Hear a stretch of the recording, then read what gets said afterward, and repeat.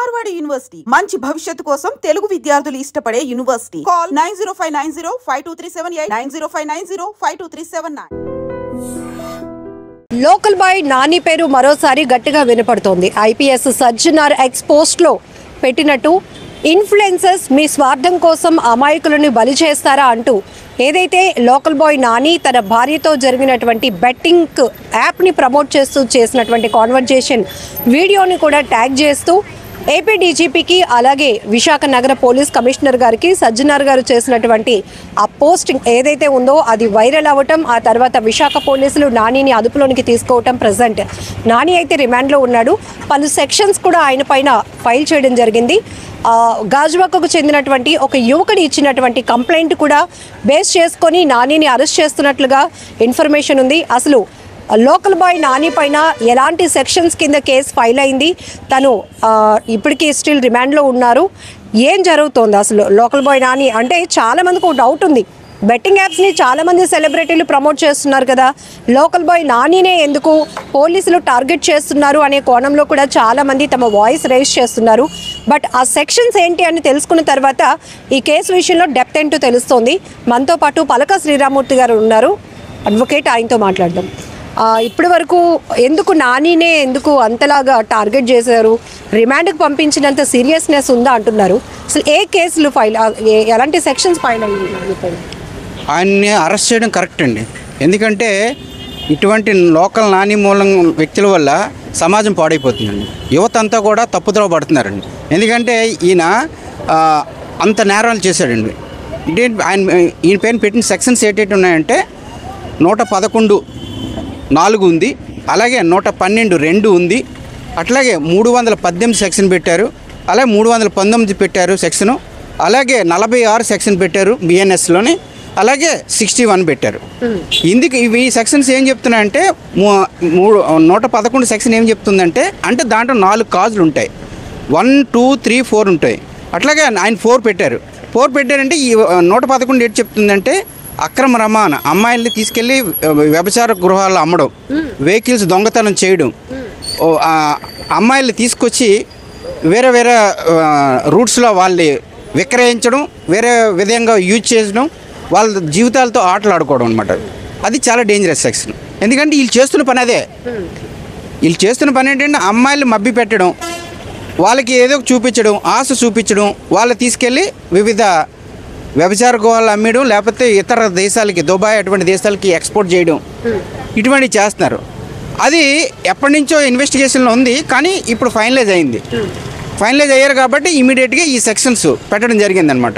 111, 112, అలాగే 318, 319, 46, red with 61 ఈ సెక్షన్తో పాటుగా వీళ్ళు కొన్ని ఏం చేస్తున్నారంటే ఐటీ ఇన్ఫర్మేషన్ టెక్నాలజీ 2000లో వచ్చిన యాక్ట్ ఏదైతే ఉందో దానిలోని కూడా వీళ్ళపైన సెక్షన్ 66C, సెక్షన్ 66D పెట్టారు. వీటిలో అర్థం ఏంటంటే సెక్షన్ 66C ఏంటంటే ఇతరుల సంతకాలు వీళ్ళు పెట్టేయడం, ఫోర్జరీ చాలా నేరం. అలాగే సెక్షన్ 66D ఏంటి చెప్తుందంటే ఒక ప్రొఫైల్ మీద ఇంకొకరు వ్యక్తుల ఫోటోలు పెట్టడం, నా ప్రొఫైల్ మీద ఏ హీరోయిన్ ఫోటోలు పెట్టడం, ఆ ప్రొఫైల్ పెట్టడం, ఆ విధంగా మార్పు చేయడం అని ఫేక్ పెట్టి ఐడి పెట్టి ఎవరు హీరోయిన్ అనగానే అవతల అట్రాక్ట్ అయిపోయి సబ్స్క్రైబ్ చేస్తున్నారు వీళ్ళకి. ఆ విధంగా డబ్బులు సంపాదిస్తున్నారు అనమాట. ఇక్కడ అక్కడ అమ్మాయి కనిపించింది అనగానే వాళ్ళు ఏం చేస్తున్నారంటే నువ్వు ఈ నెంబర్కి మీరు కొంత అమౌంట్ పంపించండి అనగానే ఆ అడ్రస్ పంపించేస్తున్నాను. తెరమో చూసి ఆ అడ్రస్ వాళ్ళది కదా, నాది అది, కానీ బొమ్మ మాత్రం అక్కడ ఆ హీరోయిన్ ఎవరిదో పెడతారనమాట. ఆ విధంగా మార్పిడి చేస్తూ వీళ్ళు మోసం చేస్తూ ఇతరుల దగ్గర నుంచి డబ్బులు సంపాదిస్తున్నారు. అలాగే ఒక పేద అమ్మాయిల వాటిని చూసి వాళ్ళకి కొన్ని సౌకర్యాలు కల్పించి వాళ్ళు తీసుకెళ్ళి అమ్మాయిలు అమ్మడం, విదేశాలు తీసుకెళ్ళి అమ్మేస్తున్నారు. వీళ్ళు బొంబాయి అంటే కలకత్తా లాంటి కొన్ని రెడ్ లైట్ ఏరియాలోనే అక్కడ తీసుకెళ్ళి అమ్మేస్తున్నారు. ఆ విధమైన పనులు చేస్తున్నారు కాబట్టి వీళ్ళపైన ఈ సెక్షన్ పెట్టడం జరిగింది. అలాగే ఇంకో గేమింగ్ యాక్ట్ కూడా ఉంది. వీళ్ళు గేమింగ్ యాక్ట్లో కూడా వీళ్ళకి సెక్షన్ 3 అండ్ సెక్షన్ 4 పెట్టారు.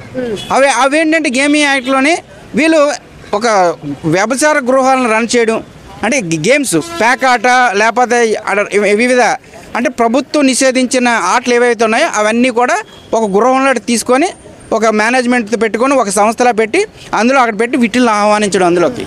వాళ్ళ దగ్గర డబ్బులు కలెక్ట్ చేయడం, అవి మళ్ళీ వాళ్ళు అక్కడ లోపల జరుగుతున్న కార్యక్రమాలు ఫోటోలు తీయడం, వీడియోలు తీయడం, అది తీసుకెళ్ళి బ్లాక్మెయిల్ చేసి వాళ్ళ దగ్గర డబ్బులు సంపాదించడం, ఇటువంటి అసాంఘిక కార్యక్రమాలు అన్నీ కూడా వీళ్ళు చేస్తున్నారు. సాధారణమైనటువంటి fissure man local boy Nani alias Vasupalli Nani అంటే టిక్టాక్లు తర్వాత యూట్యూబ్ స్టార్ట్ అయిన తర్వాత తన వీడియోల ద్వారా కంటెంట్ ద్వారా అందరికీ, కానీ ఇలాంటి ఒక పర్సన్ చదువు కూడా లేనటువంటి ఒక వ్యక్తి ఇన్ని చేయగలుగుతున్నాడు అంటే ఈయన ఒక్కరే కాదండి, ఇది ఒక గ్యాంగ్, ఒక టీం ఉంటుంది, దేశవ్యాప్తంగా ఉంది ఈ టీము. అందరూ లోకల్ బాయ్ ఒక్కడే ఒక్కరే అనుకుంటున్నారు, ఎట్లా కాదండి. వీళ్ళ టీం అంతా సౌత్ ఇండియా అంతా ఉంది. సౌత్ ఇండియా కాదు, నార్త్ ఇండియాలో కూడా ఉంది, బాంబేలో ఉంది, వెస్ట్రన్ ఇండియాలో ఉంది, అట్లాగే చెన్నైలో ఉంది, కేరళలో ఉంది. వీళ్ళంతా ఒక టీమ్గా ఏర్పడి, ఒక సొసైటీగా ఏర్పడి అక్కడి నుంచి ఇక్కడికి అక్కడ ఎక్స్చేంజ్ చేసుకుంటూ, మార్పులు చేసుకుంటూ ఆ చట్టాన్ని వ్యతిరేకిస్తున్నారన్నమాట. దానివల్ల వీళ్ళపైన బిఎన్ఎస్లోని సెక్షన్స్ 111, 112, 318, 319 ప్లస్ 46 రెడ్ విత్ 61 కూడా పెట్టారు. అలాగే గేమింగ్ యాక్ట్లో సెక్షన్ 3, 4 కూడా పెట్టారు. ఇన్ఫర్మేషన్ టెక్నాలజీ యాక్ట్ ఏదైతే ఉందో 2000 పెట్టింది, అది అమెండ్ అయింది. 2018లో అమెండ్ అయింది, 2008లో అమెండ్ చేశారు. అమెండ్లో ఏంటంటే కఠినతరం చేశారు. అది ఇదివరకు ఏంటంటే 66A ఉండింది, అది దానివల్ల చాలా తీవ్రంగా ఉండేది. అది పబ్లిక్కి ఇన్కన్వీనియన్స్ అవుతుందని చెప్పేసి ఒక అమ్మాయి కేసు ఫైల్ చేసింది 66Aలో. అది సుప్రీంకోర్టు కొట్టివేసింది 2016లో. శ్వేతా రాయ్ అనే అమ్మాయి చేస్తే గవర్నమెంట్ తీసింది. Government versus Shweta Rai case, అది 66A తీశారు. 66A తీసిన తర్వాత 66C, 66D ఈ యాక్ట్ పెట్టి, ఇదేంటంటే ఎవరైతే ఎలక్ట్రానిక్ వైజ్గా మోసాలు చేస్తున్నారో, ప్రజలను మోసం చేస్తున్నారో అటువంటి వాళ్ళందరినీ కూడా కఠినంగా శిక్షించమని చెప్పేసి ఇది ఇచ్చింది. అయితే కొంచెం వెసులుబాటు ఇచ్చింది. వెసులుబాటు ఎందుకు ఇచ్చిందంటే కొందరు మంచి పనులకు ఉపయోగిస్తారు, దీన్ని కొందరు మంచి పనులకు ఉపయోగిస్తారు. ఆ విధంగా యూజ్ చేసుకోమని ఆ సెక్షన్స్ పెట్టారు తప్ప, దీన్ని వైలేట్ చేసి వీళ్ళు ఏం చేస్తున్నారంటే ఫేక్ ఐడీలు పెట్టి ఇతర దేశాల నుంచి డబ్బులు కలెక్ట్ చేస్తున్నారు. ఒక పాపులర్ హీరోయిన్ ఫోటో తీసుకొచ్చి నా వెబ్సైట్లో పెడుతున్నారు.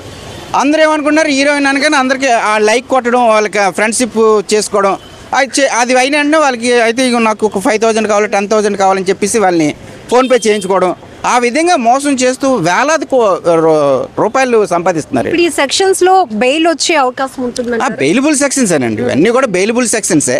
అయితే దీంట్లోని ఐటీ యాక్ట్లోని ఒకటి బెయిలబుల్ కాదండి, అంటే 3 స్టేజెస్ ఉంటాయి దీంట్లో. సెక్షన్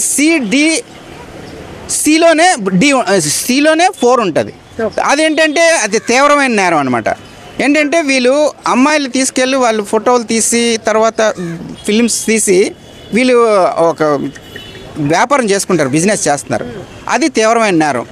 అదైతే మాత్రం 10 years శిక్ష పడుతుంది, 10 లక్షల రూపాయలు కూడా కట్టాలి, 2 కూడా వేస్తుంది కోర్టు. ఈ సెక్షన్ C1 అయితే మాత్రం మీకు ఓన్లీ ఒక 5,000 కాదు 1 lakh రూపీ ఫైన్, 3 ఏళ్ళు లేకపోతే 1 year జైలు.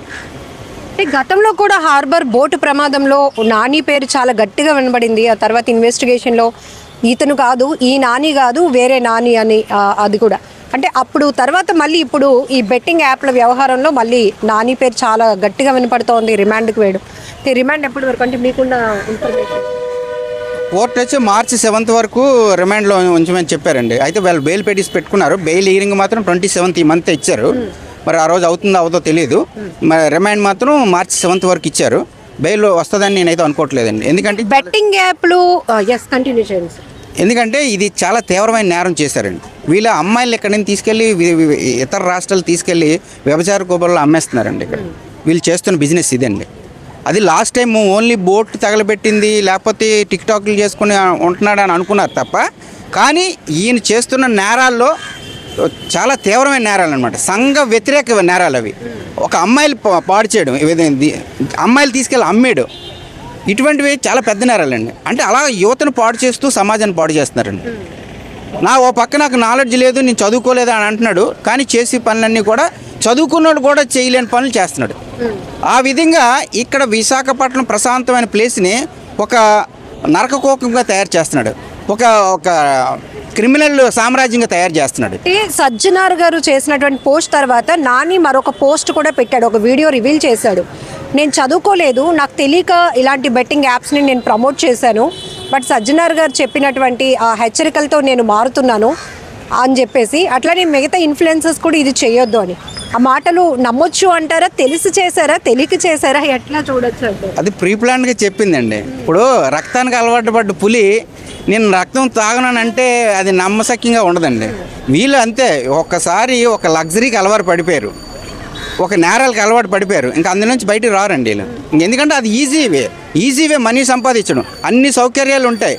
ఏమన్నా మా అయితే జైలు తీసుకెళ్తే ఎలా వదిలేస్తారు, ఒక 1 ఇయర్లో బెయిల్ పెట్టుకొని వచ్చేస్తారు. ఆ విధంగా ఆయనకి ఈజీ అయిపోయింది. ఎప్పుడైతే బోర్డు ఇన్సిడెంట్లు ఎప్పుడైతే జరిగిందో ఐబీఎస్ కార్పొరేస్ వేసుకున్నాడు, రిలీజ్ అయిపోయాడు. అప్పుడే అరెస్ట్ చేస్తుంటే బాగుండేది, ఇటువంటి జరగకుండా ఉండు. ఎప్పుడైతే ఐబీఎస్ కార్పొరేస్ అప్లై చేసుకొని అది ఫండమెంటల్ రైట్ ఎవరైనా పెట్టుకోవచ్చు, కానీ దానిలో పోలీసు వారు ఇచ్చిన రిపోర్ట్లోని ఈయన పాత్ర తక్కువగా ఉంది, వేరొకరిది ఉందని చెప్పడంతో వాళ్ళకి ఐబీఎస్ కార్పొరేస్ వచ్చింది. కొన్ని ఈడి పాత్ర కూడా ఉందని తెలిసి లోకల్ బాయ్ ఎవరైతే నాని అంటున్నారో ఆయన పాత్ర ఎక్కువ ఉందని తెలిసి ఇమ్మీడియట్గా పోలీస్ ఆఫీసర్ గారు దీని మీద ఇన్వెస్టిగేషన్ టీం పంపించారు. టోటల్ ఇన్ఫర్మేషన్ తీసుకొని ఈయన జైలు పంపించడం జరిగింది. బెట్టింగ్ యాప్స్ ప్రమోట్ చేసే వారి విషయంలో పోలీసులు ఎంత సీరియస్గా ఉన్నారో కోర్టులు కూడా అంతే సీరియస్గా ఉన్నాయని విన్నాం. ఎంతవరకు? కోర్టు ఎప్పుడు సీరియస్గా ఉంటుందండి. కోర్టు ఎందుకంటే కోర్టు ఎప్పుడు కూడా ఏం ఆలోచిస్తుందంటే సమాజం బాగుండాలి, లా అండ్ ఆర్డర్ బాగుండాలి. దానికి సంబంధించి సమాజం బాగుండాలంటే లా అండ్ ఆర్డర్ బాగుంటేనే సమాజం ముందుకెళ్తుందండి. క్రైమ్ రేటు పెరగకుండా ఉంటేనే సమాజం ముందుకెళ్తుందండి. క్రైమ్ రేటు పెరుగుకుంటూ వెళ్ళిపోయింది అనుకోండి, ఎక్కడ సమాజం కూడా బాగుపడదు. అందుకని కోర్టు ఎప్పుడు స్ట్రిక్ట్గానే ఉంటుంది. కాకపోతే కొన్ని వెసులుబాట్లు ఇస్తుంది కోర్టు. ఎందుకంటే ఇప్పుడు నేరం చేసిన వాళ్ళందరినీ ప్రస్తుతం ఇమీడియట్గా అరెస్ట్ చేసినా కానీ తర్వాత ఇన్వెస్టిగేషన్లో నిజంగా పాత్ర ఉందా లేదా అనేది ఆలోచించి ఆ కోణంలో ఇన్వెస్టిగేషన్ అవుతుంది. బోత్ సైడ్ లాయర్స్ ఉంటారు, దాన్ని డిస్కస్ చేస్తారు, క్రాస్ ఎగ్జామ్స్ అంటారు. తర్వాత వాళ్ళు వాదోపవాదాలు అయిన తర్వాత ఈడు కరెక్టా కాదా, ఈడు దొంగ మంచోడా అన్ని నిర్ణయం తీసుకున్న తర్వాత శిక్ష వేసేస్తుందండి కోర్టు. ఆ వెసులుబాటు రాజ్యాంగం కల్పించింది. సో ఇది లోకల్ బాయ్ నానికి సంబంధించి ప్రస్తుతం ఆయన రిమాండ్లో ఉన్నాడు. ఎలాంటి సెక్షన్స్ ఫైల్ అయ్యాయి, ఆ సెక్షన్స్ ఏం చెప్తున్నాయి, ఎలాంటి సందర్భాల్లో అలాంటి సెక్షన్స్ని పెట్టడం జరుగుతోంది అంటే ఇక్కడ పర్టికులర్గా నాని కోసమనే కాదు, చాలామంది ఇన్ఫ్లుయెన్సర్స్ ఇలాంటి బెట్టింగ్ యాప్లను ప్రమోట్ చేస్తున్నారు. కేవలం మనకి తెలిసి తెలియక మేమేదో బెట్టింగ్ యాప్లను ప్రమోట్ చేస్తున్నాం, మీకు ఈ యాప్లు ప్రమోట్ చేసినప్పుడే చెప్తున్నాం మీరు చాలా జాగ్రత్తగా ఆడాలి, మోసపోకుండా ఆడాలి అని సజెషన్స్ కూడా వీళ్ళే ఇచ్చేస్తున్నారు. కానీ ఆ వెనకాతలో ఉన్నటువంటి చీకటి కోణం ఏదైతే ఇప్పుడు లాయర్ గారు చెప్పినట్టు చీకటి కోణం అంటే దీన్ని ఒక ఫేస్ లాగా చూపిస్తూ ఆ వెనకాతల ఇంకా చెయ్యకూడనటువంటి అసాంఘిక కార్యకలాపాలన్నీ కూడా చేస్తున్నారు వీళ్ళు. మార్ఫింగ్ చేస్తూ ఉండటం, లేకపోతే ఫేక్ ఐడెంటిఫికేషన్తో జనాల్ని అప్రోచ్ అవ్వటం, అట్రాక్ట్ చేయటం, అమాయకంగా వాళ్ళని డబ్బులు పెట్టి అక్కడ మోసపోయేలాగా వాళ్ళు ఇన్ఫ్లుయెన్స్ చేస్తూ ఉండటం. జనరల్గా మనకు తెలుసు ఇన్ఫ్లుయెన్సర్స్ అంటే వాళ్ళు ఎట్లా అవుతారు, ఒక సెలబ్రిటీలాగా ఆ హోదా ఎలా వస్తుంది, జనాలు ఆదరించినప్పుడే వస్తుంది. ఆదరణకు ముందు వీళ్ళు ఒకలాగా ఉంటున్నారు, వచ్చిన తర్వాత మరొకలాగా మారుతున్నారు. ఇక్కడ కాయిన్కి బోత్ సైడ్స్ మనం ఎట్లయితే అనాలిసిస్ చేస్తామో మనిషి ఫస్ట్ డౌన్ టు ఎర్త్ ఎదిగే క్రమంలో ప్రతి ఒక్కరూ కూడా ప్రతి నిజాయితీని అనేది కంపల్సరీగా హానెస్ట్గా ఉండాల్సిన ఇంపార్టెంట్ చాలా ఉంది. బట్ కొంతమంది మాత్రం మధ్యలో ఒక స్థాయికి వచ్చినాక వాళ్ళలో చూస్తున్నటువంటి మార్పులు ఇలా ఎలాంటి శిక్షలకు తావిస్తుందో కూడా ఒక ఎగ్జాంపుల్ ఈ కేసు అని కూడా చెప్పొచ్చు. సో ప్రస్తుతానికి అయితే వాళ్ళకి బెయిల్కి అప్లై చేస్తున్నప్పటికీ కూడా ఇది కోర్టు పోలీసులు నానికి సంబంధించిన వ్యవహారం అయితే కాదు, పబ్లిక్కి కనెక్ట్ అయిన వ్యవహారం. ఎందుకంటే ఎప్పుడైతే వీడియోల ద్వారా మంచి మాటల ద్వారా ఒక సాధారణమైనటువంటి మత్స్యకారుడుగా జనానికి పరిచయమైనటువంటి లోకల్ బాయ్ నాని ఇప్పుడు ప్రజలకు కూడా ఆన్సర్ చెప్పాల్సిన అవసరం ఎంతైనా ఉంటుంది. ఎందుకంటే తన మాటలు నమ్మి మెచ్చుకొని తనకి ఇంత హ్యూజ్ రెస్పాన్స్ ఇచ్చారు జనాలు, చాలా దగ్గరగా రిసీవ్ చేసుకున్నారు. లోకల్ బాయ్ నాని అంటే ఒక ఆ స్థాయి ఇన్ఫ్లుయెన్సర్గా ఆయన ఎదగటానికి కారణం పబ్లిక్కే, అంతకు మించి ఇంకేం చెప్పలేము. ఎందుకంటే చాలా రియలిస్టిక్గా తను ఎంత కష్టపడుతూ ఉంటాడు, సముద్రం మీద వాళ్ళ వేట ఎంత కష్టంగా ఉంటుంది, ఎట్లా వాళ్ళు వేటకి వెళ్తారు, ఎన్ని రోజుల పాటు ఉంటారు, కొన్ని సందర్భాల్లో ప్రకృతి వైపరీత్యాలను వాళ్ళు ఎలా ఫేస్ చేస్తారు, దినదిన గండంగా ఉంటుంది అని అంత ప్యూరిటీ వర్డ్స్తో జనాలకి కనెక్ట్ అయినటువంటి పర్సన్ చదువుకోలేదంటూనే బెట్టింగ్ యాప్స్ ప్రమోట్ చేయటం ఏంటి, చదువుకోలేదంటూనే బోల్డ్ ఫేక్ ఐడీస్తో చాలా అకౌంట్స్ మెయింటైన్ చేయటం ఏంటి, ఇవన్నీ చాలా వ్యవహారాలు నడుస్తున్నాయి కాబట్టి ఇవన్నీ జనానికి తెలియదు. బట్ పోలీసుల ఇన్వెస్టిగేషన్లో మాత్రం చాలా లోతైన దర్యాప్తు ఉంటుంది కాబట్టి ఇన్ని సెక్షన్స్ అయితే ఫైల్ అయ్యాయి. సో ఈవెన్ మనకి లాయర్స్ కూడా చెప్తా ఉన్నారు, బెట్టింగ్ యాప్ని కాదు, ఇలాంటి మోసపూరిత వ్యవహారాలు చేస్తూ అమాయక జనాన్ని మోసగించే ప్రతి ఒక్కరి విషయంలో కూడా కోర్టులు పోలీసులు కూడా చాలా సీరియస్గా ముందుకు వెళ్తాయి అంటున్నారు. సో ఖచ్చితంగా న్యాయస్థానం ముందు ప్రతి ఒక్కరు తప్పు చేసిన వాళ్ళు తల వంచాల్సిందే అనేందుకు ఇది ఒక బెస్ట్ ఎగ్జాంపుల్ అని కూడా చెప్పొచ్చు. కెమెరా పర్సన్ శేఖర్తో లక్ష్మి, ఐ డ్రీమ్ వైజాగ్.